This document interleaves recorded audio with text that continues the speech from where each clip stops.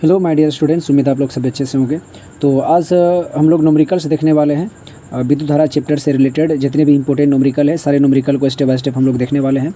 तो इसमें पहला क्वेश्चन जो है जो आपके स्क्रीन पर दिख रहा है, तो उसमें कहा जा रहा है यदि किसी विद्युत बल्ब के तंतु का प्रतिरोध 1200 ओम है तो यह बल्ब 220 वोल्ट स्रोत से कितनी विद्युत धारा लेगा। तो बहुत ही सिंपल यहाँ पर क्वेश्चन है। सबसे फर्स्ट क्वेश्चन जो है यहाँ पर सीधा आपको कहा जा रहा है कि यदि किसी बल्ब के तंतु का प्रतिरोध 1200 ओम है, यानी कि आपको प्रतिरोध का मान दे रखा है। तो सबसे पहले क्या करना है कि जो आपको दिया हुआ है आपको उसको तेज़ी से लिख लेना है। तो प्रतिरोध को हम लोग किससे इंडिकेट करते हैं? कैपिटल आर से, यानी कि आर का जो मान है वो आपको दे रखा है कितना, तो 1200 ओम जो है ये आपको दे रखा है। ओके, और कहा जा रहा है कि यहाँ जो है बल्ब 220 वोल्ट का स्रोत से कितनी धारा लेगा, यानी कि वोल्ट यानी कि भी का मान भी आपको दे रखा है कितना, तो ये आपको दे रखा है 220 वोल्ट आपको दे रखा है, ठीक ना।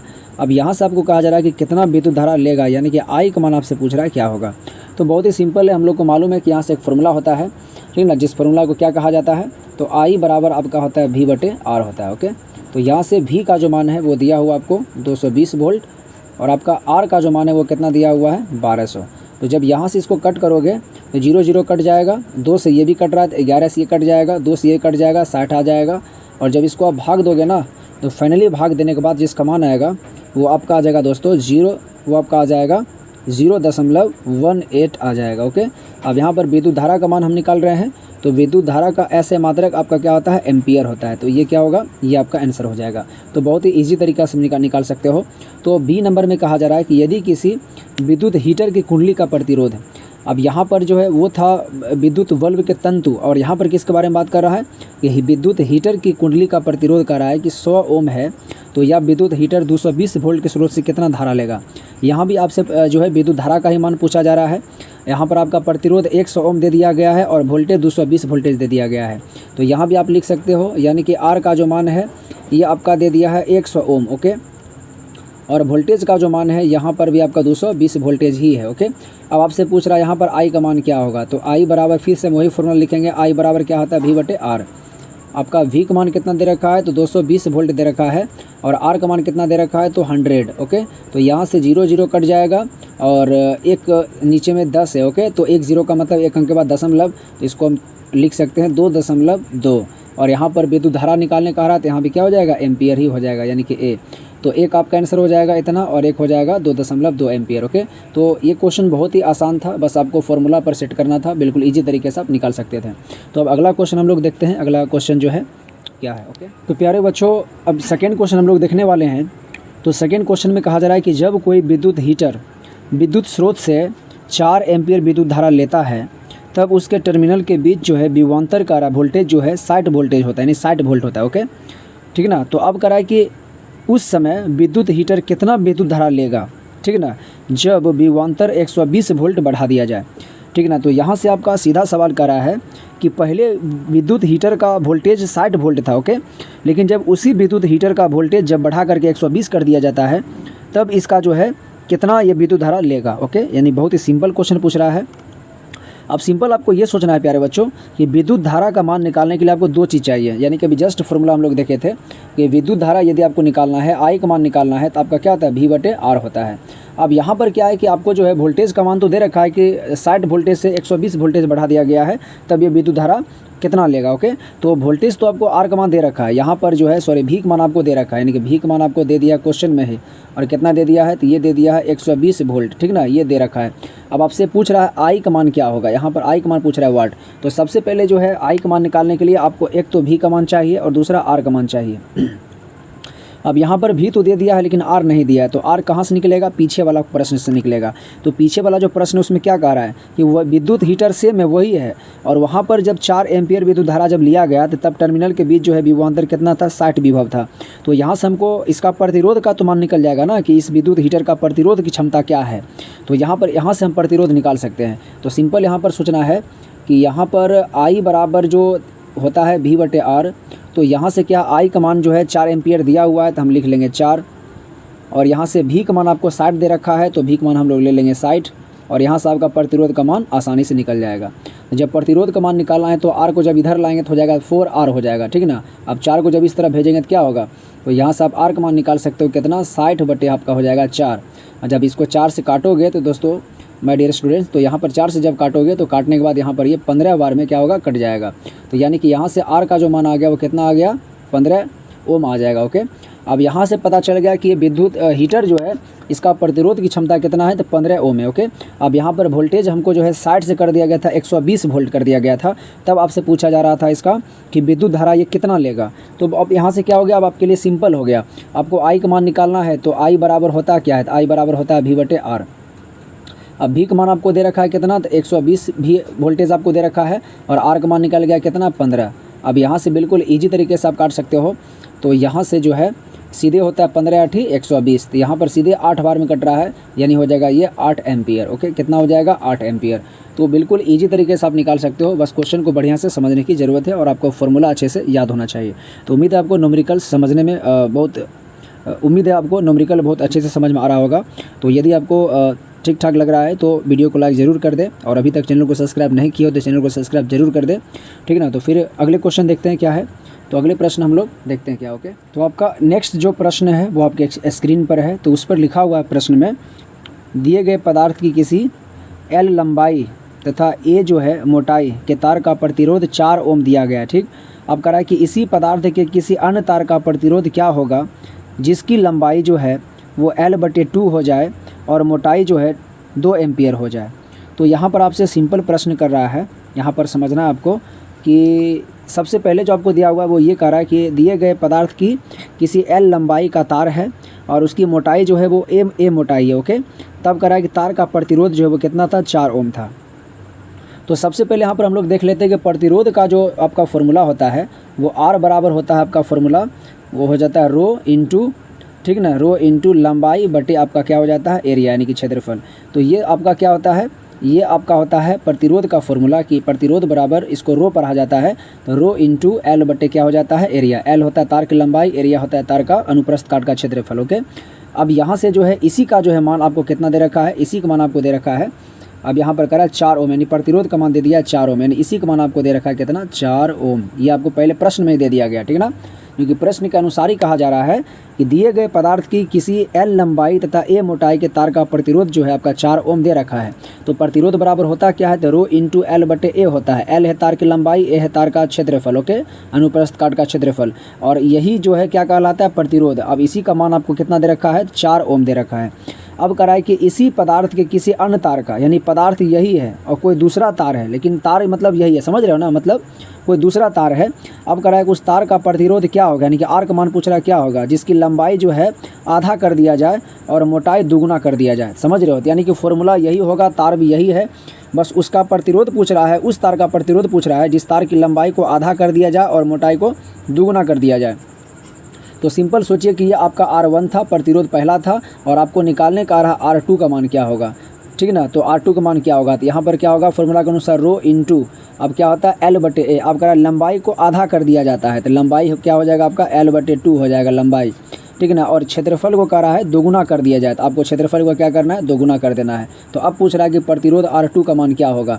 तो यहाँ से आपको सिंपल समझना है, जब यहाँ से आप करोगे तो क्या हो जाएगा, रो इंटू आपका हो जाएगा 2 बटा में है, तो ये क्या होगा, नीचे चला आएगा। तो यहाँ से आपका हो जाएगा L बटे क्या हो जाएगा, 2 दूनी 4A हो जाएगा, क्या हो जाएगा, 4A। ओके, अब यहाँ से जो है आप 4 को बाहर निकाल सकते हो, 4 को बाहर हम बिल्कुल निकाल सकते हैं। तो यहाँ पर क्या हो जाएगा, 1/4 हम कह सकते हैं, और 1/4 गुने, अब यहाँ पर रो को हम इस तरफ ला सकते हैं, तो हो जाएगा रो इंटू अब L बटे आप A फिर से लिख सकते हो, ठीक ना, क्योंकि देखो ये रो है, गुने L बटे क्या है, 4A। तो हम 4 को बाहर हम निकाल सकते हैं, 4 बटा में था, ऊपर में कुछ नहीं तो हम 1 ले सकते हैं, तो 1/4 हम लिख सकते हैं 4 को, क्योंकि 4 बटा में है।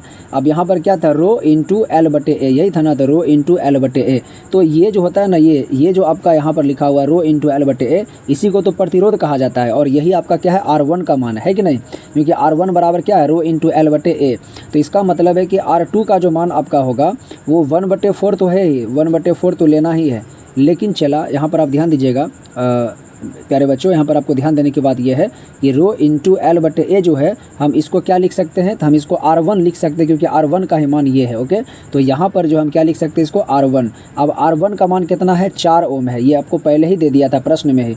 तो यहाँ से R2 का मान आपको निकालना है, तो यहाँ से आपका हो जाएगा R2 बराबर 1/4 और आपका गुण है यहाँ पर R1 का मान कितना है 4 ओम, तो हम ले लेंगे 4 और ये 4 4 कट जाएगा और कटने के बाद जो है R2 का जो फाइनल जो मान आएगा वो कितना हो जाएगा, 1 ओम हो जाएगा। कितना हो जाएगा, 1 ओम, ठीक ना। तो R2 का मान कितना हो जाएगा, 1 ओम हो जाएगा।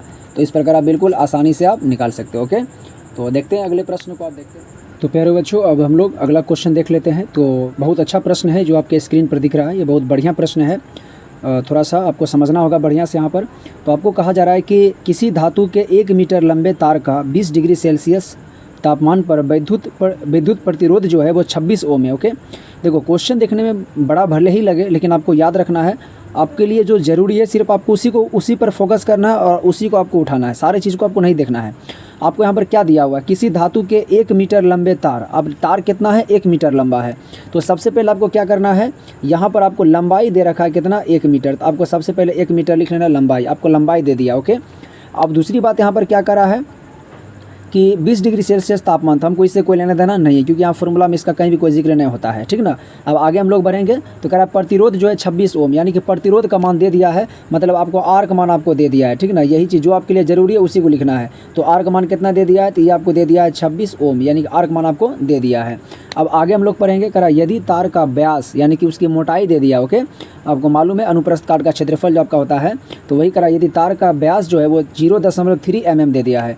तो व्यास का मतलब होता है डी। ओके, तो डी का मान कितना दे दिया है, तो 0.3 और ये आपको mm दे दिया है। तो आप यहाँ पर एक चीज़ नोटिस कर रहे होंगे कि तार की लंबाई दिया है मीटर में, तो 100% कि इसका व्यास जो होगा वो भी किस में कन्वर्ट करना होगा, मीटर में ही कन्वर्ट करना होगा। तो सबसे पहले हम इसको क्या करते हैं, मीटर में बदल लेते हैं। तो जब इसको मीटर में बदलेंगे तो यहाँ पर 0.3 को सबसे पहले क्या करेंगे, सेंटीमीटर। देखो जब मिलीमीटर को जब सेंटीमीटर में बदलते हैं ना, तो यहाँ पर क्या होता है, 1 0 से हम भाग देते हैं। इस चीज़ को समझो बढ़िया से। मिलीमीटर को जब सेंटीमीटर में बदलते हैं तो क्या करते हैं, 10 से भाग देते हैं। मान लो कि ये सेंटीमीटर में बदल गया, ठीक। अब फिर से जब सेंटीमीटर को हम किस में बदलेंगे, मीटर में। आपको पता है कि सेंटीमीटर को मीटर में जब बदलते हैं तो कितना से 100 से भाग दिया जाता है, यानी कि 00 फिर बढ़ जाएगा। अब ये किस में बदल जाएगा, मीटर में। तो इस चीज़ को आपको बढ़िया समझना है। तो देखिए यहाँ पर क्या था, मिलीमीटर, मिलीमीटर को माने कि सेंटीमीटर में बदले। अब सेंटीमीटर में बदलने के लिए हमको 10 से भाग देना होता है, 10 से भाग दे दिए। अब सेंटीमीटर में बदलने के बाद फिर हमको किस में बदलना था, मीटर में। तो सेंटीमीटर से जब मीटर में कन्वर्ट करते हैं तो हमको 100 से भाग देना होता है। तो जब 100 से भाग देता, अब कितने हो गया, 3 0 हो गया। अब 3 0 होने के बाद 1 0 और इसका उड़ेगा तो कितना हो जाएगा, 1 0 और आ जाएगा, कितना हो गया, 4 0। तो फाइनल आप इसको क्या लिख सकते हो, लिख सकते हो 3 × 10 पर पावर कितना, 4, 10 पर पावर 4, इतना क्या हो गया, मीटर हो गया। तो ये आपका क्या हो गया, डी का मान निकल गया। ओके, बढ़िया से मीटर में आप निकाल लिए हो अच्छे तरीके से। अब आगे प्रश्न हम लोग पढ़ेंगे। तो अब कह रहा है कि इस ताप पर धातु की वैद्युत प्रतिरोधकता क्या होगा, वैद्युत प्रतिरोधकता, बात समझ में आ गया ना। आपसे रो का मान पूछ रहा है, वैद्युत प्रतिरोधकता किसको कहा जाता है, इसको कहा जाता है, ठीक ना। ये आपसे पूछ रहा है क्या होगा, और इसी को हम लोग साइंस की भाषा में क्या कहते हैं, रो। इसका नाम क्या है, रो। और इसी को क्या कहते हैं, विद्युत प्रतिरोधकता भी कहते हैं। और यही आपसे पूछ रहा है क्या होगा, ठीक ना। तो यहाँ पर बहुत ही सिंपल है, आपको पता होना चाहिए कि प्रतिरोध जो होता है ना, प्रतिरोध हमारा जो आर बराबर जो हमारा फॉर्मूला होता है वो क्या होता है, रो इंटू आपका होता है एल बटे क्या होता है, एरिया, यानी कि क्षेत्रफल होता है। ओके, अब आपको यहाँ से निकालना क्या है, तो आपको यहाँ से आपको निकालना है रो का मान निकालना। ओके, तो रो का मान निकालने के लिए आपको क्या करना पड़ेगा, क्षेत्रफल को इधर भेजना होगा, लंबाई कहाँ चला जाएगा, बटा में। तो सबसे पहले ये आपस में गुना में, ये क्या है, बटा में। तो एरिया को इस तरह भेजेंगे तो यहाँ से आपका हो जाएगा एरिया प्रतिरोध, अब बराबर क्या हो जाएगा आपका यहाँ पर रो हो जाएगा, और गुने क्या हो जाएगा, लंबाई। अभी हम किसको भेजे हैं, तो एरिया को उस तरह भेजे, तो एरिया प्रतिरोध के साथ गुना होगा और हो जाएगा एल रो। अब रो का मान निकालना है तो एल को भेजना होगा, तो गुना वाला जब इधर भेजते तो क्या कहाँ चला जाता है, बट्टा में चला जाता है। तो यहाँ से फाइनली जो है रो का मान जो होगा वो क्या हो जाएगा, तो एरिया गुने प्रतिरोध बटे क्या हो जाएगा, लंबाई। ओके, अब यहाँ से जो है एरिया का मतलब क्या होता है, क्षेत्रफल। अब हमारा क्षेत्रफल जो होता है वो क्या होता है, क्षेत्रफल हमारा होता है पाई आर स्क्वायर, यही होता है ना, पाई आर स्क्वायर। तो क्षेत्रफल को हम लोग लिख देंगे पाई आर स्क्वायर, ये आपका एरिया है। और यहाँ पर गुने क्या है, आर, कैपिटल आर प्रतिरोध है, जबकि ये क्या त्रिज्या है, यानी कि उसकी तार की मोटाई की त्रिज्या है, इस बात का ख्याल रखना है। और नीचे में बटा क्या हो जाएगा, एल हो जाएगा। ओके, अब यहाँ से क्या करना है, अब पाई का मान आपका क्या होता है, पाई का मान आपका होता है 22/7। आप यहाँ पर ले सकते हो 22 और बटे, ठीक ना। चलो 22 बटे क्या हो गया, 7 हो गया। ओके, बटा में चला आएगा 7 गुने। अब यहाँ पर क्या है, अब ये आपका है आर स्क्वायर। अब यहाँ पर ध्यान देना है कि आर का मान जो होता है वो व्यास का क्या होता है, आधा। तो व्यास का मान कितना दिया है, इतना, तो इसका मतलब है इसका क्या होगा, आधा होगा, यानी कि यहाँ पर आप लिख सकते हो d/2 हो जाएगा, ओके, व्यास। और इसका क्या है, आर स्क्वायर है, तो आप इसका भी क्या करोगे, स्क्वायर करोगे, ठीक ना। और गुने प्रतिरोध है, तो यहाँ से प्रतिरोध का मान आपको ऑलरेडी 26 दे रखा है, तो यहाँ पर आप क्या लिखोगे, 26 लिखोगे। अब बटा क्या हो जाएगा, लंबाई। अब लंबाई का मान कितना दे रखा है, 1 मीटर, तो यहाँ पर क्या हो जाएगा, ये 1 हो जाएगा, तो 1 का कोई वैल्यू है ही नहीं, ओके। तो फाइनली जो यहाँ पर रो का जो मान निकलेगा, यहाँ से हम लोग देख लेते हैं रो का जो मान आने वाला है। यहाँ से हम लोग लिखेंगे रो बराबर, अब यहाँ पर दोस्तों क्या है, यहाँ पर प्यारे बच्चों क्या है, यहाँ समझना है। तो वाइस, अब जो भी बट्टा में बट्टा वाला कहाँ जाता है, बट्टा का बट्टा हो जाता है, यानी कि नीचे हो जाएगा, ठीक ना। तो यहाँ पर एक का तो वैसे भी कोई वैल्यू है नहीं, ऊपर में आपका हो जाएगा वाइस गुने, और ये क्या हो जाएगा, डी का स्क्वायर हो जाएगा, और गुने क्या हो जाएगा आपका 26, और यहाँ से आपका बटा में क्या हो जाएगा, बटा में आपका 7 चला आएगा, 7 गुने 2 का स्क्वायर क्या हो जाएगा, 2 दूनी 4, आपका एक बटा में आ जाएगा, ओके। अब यहाँ से क्या होगा, जो कट रहा है उसको क्या करना है, काटना है, ठीक ना। तो यहाँ से आपका क्या कट रहा है, तो यहाँ से 2 के पहाड़ा से ये कट रहा है, 11 दूनी 22 हो जाएगा, ये 2 दूनी 4 हो जाएगा, फिर 2 से ये कट जाएगा यहाँ पर, तो हो जाएगा 13 दूनी 26, यानी 13 बार में ये कट जाएगा। अब यहाँ से जो है क्या करना है, ध्यान देना है बढ़िया से। अब यहाँ से आपको जो है सिंपल ध्यान देना है कि 11 हो जाएगा गुने, ठीक ना, गुना करने के बाद जो है यहाँ पर डी का स्क्वायर है, तो अब डी की जगह पर क्या है, डी का मान क्या है, 3। अब यहाँ पर समझना है कि डी का जो मान है, आप यहाँ पर देख सकते हो डी का जो मान है वो क्या है, 3 गुने 10⁴ है, ठीक ना। तो यहाँ से डी का मान आपको रख देना है। अब यहाँ पर डी स्क्वायर है, जबकि यहाँ पर केवल डी का मान है, तो स्क्वायर जब है तो इसका सभी का स्क्वायर हो जाएगा, तो डी का जब स्क्वायर करेंगे तो यहाँ पर क्या होगा, 3 का स्क्वायर हो जाएगा, तो 3 का स्क्वायर क्या हो जाएगा, 3 तिया 9, 3 के स्क्वायर 3 तिया 9 गुने, और 10⁴ का जब स्क्वायर करेंगे तो आपका हो जाएगा 10⁴ गुने 10⁴, यानी कि पावर आपस में क्या होगा, जुटेगा तो हो जाएगा 10⁸ हो जाएगा, ठीक ना। और गुने, और यहाँ पर क्या गुने क्या बच गया है, 13, तो आपको क्या लिखना है, गुने 13, और बटा में आपका क्या बच गया है, तो बटा में आपका बच गया केवल और केवल 7 बच गया है, ठीक ना। तो अब 7 बचने के बाद आप सबको क्या करना है, गुना करना है। तो 13 को 9 से, फिर 11 से, सभी को आपस में क्या करना है, गुना करना है। तो यहाँ पर जब आप गुना करोगे ना, जब गुना करोगे तो रो बराबर आपका हो जाएगा, गुना करने के बाद जो आपका होगा वो फाइनल आपका हो जाएगा 1287 आ जाएगा। आप गुना कर लीजिएगा, हम गुना कर लिए थे क्योंकि आपको तेज़ी से बताना था। तो यहाँ से आपका हो जाएगा गुने 10⁸, ठीक है ना, और बटे क्या हो जाएगा, 7 हो जाएगा, ओके। तो इतना आपको लिखना है, इतना आपको लिखना है। तो क्या हो गया, यानी कि जब हमने 11 गुने 9 गुने 13 को जब ये तीनों का आपस में गुना किए हैं, ठीक ना, तो ये तीनों को गुना करने के बाद फाइनल जो आया है वो आ गया 1287, और गुने 10⁻, यहाँ पर क्या हो जाएगा 10⁻, जो है आपका 1 मिनट यहाँ पर समझना है, एक चीज़ समझना है, 10⁻ यहाँ पर क्या होना चाहिए, -4 होना चाहिए, ठीक ना। क्या होना चाहिए, -4, क्योंकि ये बटा में 0 है ना, बटा में जब 0 है तो इसको जब ऊपर लेके जाएंगे तो क्या होगा, 10⁻, माइनस में चला जाएगा, -4। अब यहाँ पर जो मान लेंगे हम, तो d का स्क्वायर है, तो यहाँ पर जो स्क्वायर होगा ये भी आपका क्या होगा, माइनस में होगा, 10⁸ क्या होगा, माइनस में होगा, ओके। अब यहाँ पर हम लोग देख लेते हैं, 10⁻ क्या होगा, माइनस में होगा, तो यहाँ पे आपको क्या देना है, माइनस ही देना है, ओके।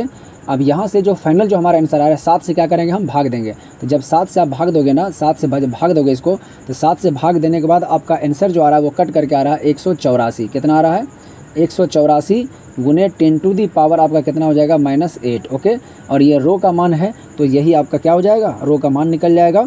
और रो का ऐसा मात्रक होता है आपका ओम मीटर, तो आपको लास्ट में क्या लिख देना है, ओम मीटर, क्योंकि रो को क्या कहते हैं, प्रतिरोधकता, और प्रतिरोधकता का ऐसा मात्रक क्या होता है, ओम मीटर, तो आपको लास्ट में क्या लगा देना है, ओम मीटर लगा देना है। तो इस प्रकार फाइनल जो आपका मान आया है, जब इसको भाग दोगे ना तो कट का आपका 184 आ जाएगा, गुने 10⁸ ओम मीटर, ये आपका क्या होगा, फाइनल आंसर आ जाएगा। तो उम्मीद है आप सभी को सारे न्यूमेरिकल बिल्कुल इजी तरीके से आप समझ गए होंगे, ठीक ना। तो फिर जो है मिलते हैं एक अच्छी वीडियो के साथ। यदि वीडियो आपको अच्छा लगा, यदि आपको लगा कि न्यूमेरिकल आपको बहुत अच्छे से समझाएं, तो वीडियो को लाइक कीजिए, ठीक ना। और अभी तक चैनल को सब्सक्राइब नहीं किए हो तो चैनल को सब्सक्राइब कीजिए। तो फिर मिलते हैं आप लोगों को एक अच्छे वीडियो के साथ, तब तक के लिए जय हिंद, जय भारत।